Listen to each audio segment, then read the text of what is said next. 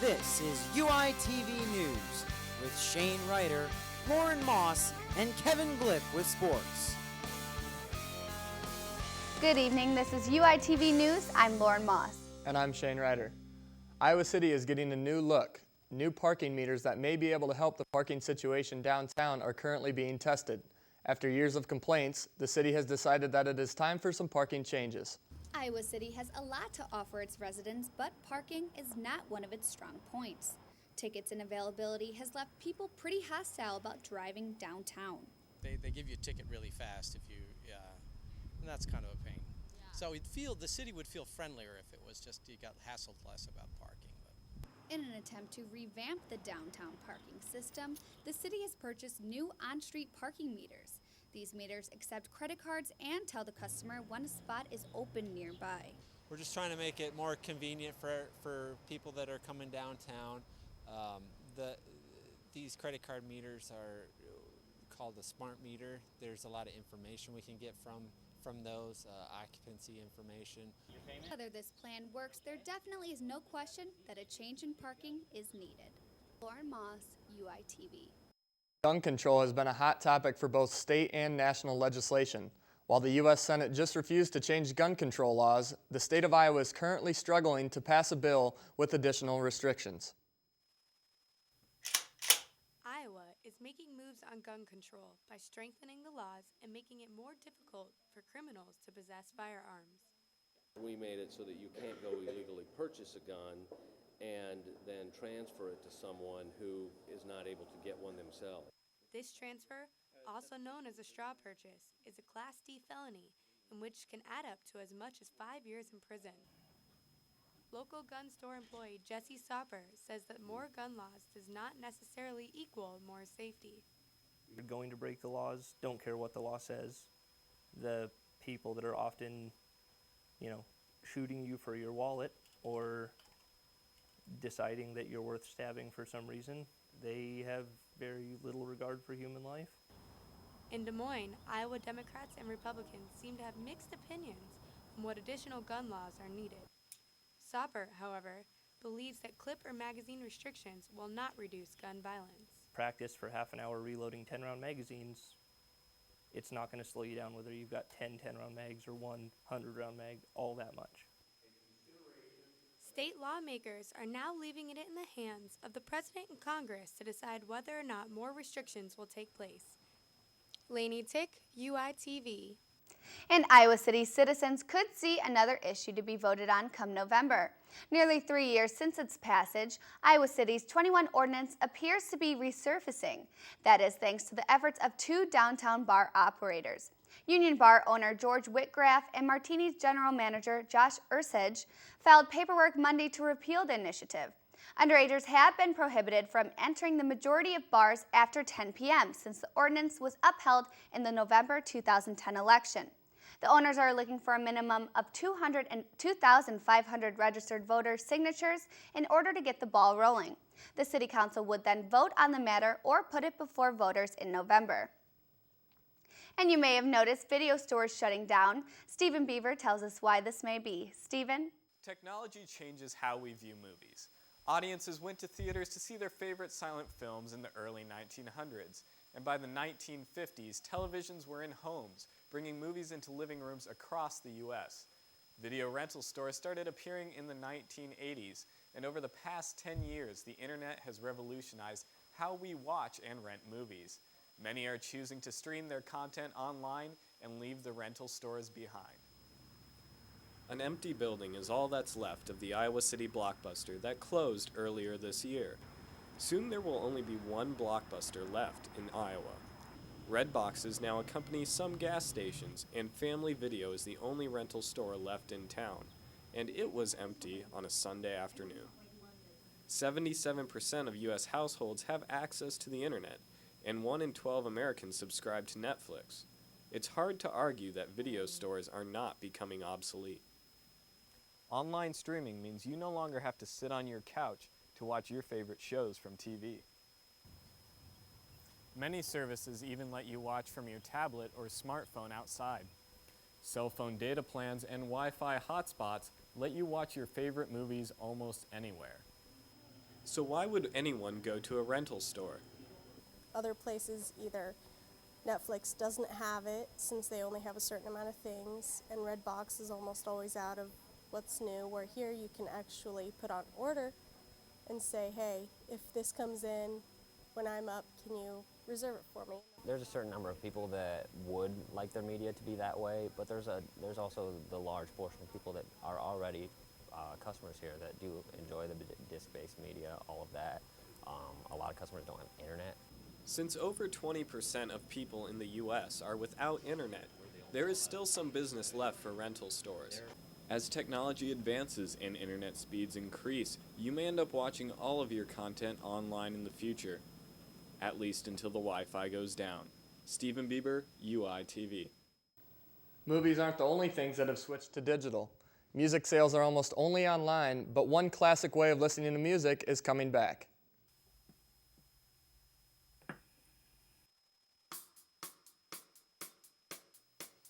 If you think vinyl is a dead form of music, you're wrong. Vinyl shops are thriving.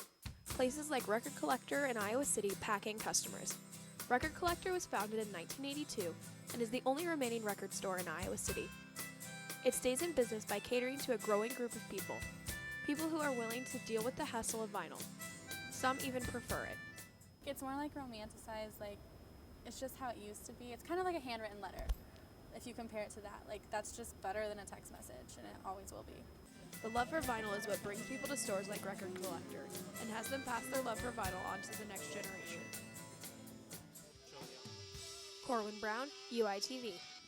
Record Collector, as well as other local businesses, are enjoying a jump in sales with the jump in temperature. But the temperatures have not stayed very consistent this week. Although we had a few days of warm weather, the temperature has dropped to 36 degrees with rain and possible snow throughout the day. And this weekend we are looking at more scattered showers with a high of 63 degrees on Saturday. The rain should clear up by Sunday and reach up to 68 degrees. The spring construction of the Iowa City Municipal Airport will take off May 6th. The airport will undergo numerous projects, including new pavement and lighting of taxiways, fuel safety maintenance, and pipe replacements. These updates will not only attract business owners to Iowa City, but they will create a more user-friendly airport. As of last year, the construction has received $3.2 million in funding, but airport officials are looking to apply for state grants to fund further progress. And Iowa Governor Terry Branstad created the state's first STEM advisory board in July 2011. Officials hoped the board would set up the state for future success by cultivating young Iowans interested in science and math-related fields. Sam Lane looks at one program connecting those youngsters with their idols. And you're able to dissect it and you see how they cross over. They're not med students, at least not yet. But for a few hours in mid-April, about 20 students from Eastern Iowa high schools got a behind-the-scenes view of the University of Iowa's Carver College of Medicine.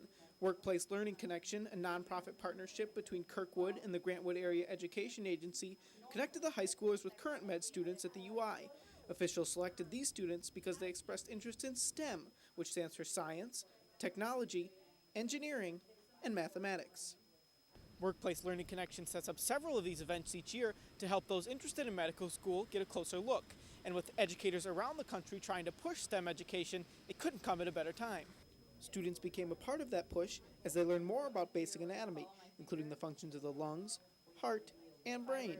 They also had the opportunity to see techniques for diagnosing patients. You know, you only get involved in research if you're exposed to it.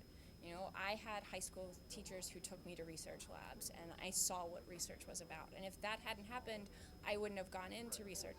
I'm a first-generation college graduate. Nobody in my family went to college. Nobody has a PhD. Nobody does science. And so if they don't get that initial, let's look through a microscope and see something cool, then they're not going to be interested in it. In Eastern Iowa, the stress officials put on STEM has brought together experts from as close as Iowa City and as far as Keokuk. Sam Lane, UITV. Jason Collins became the first openly gay NBA player coming out to Sports Illustrated on Monday. Collins, who plays for the Washington Wizards, has received a lot of support for his brave announcement. It is expected that Collins' announcement will lead to more acceptance of gay players in the sports world.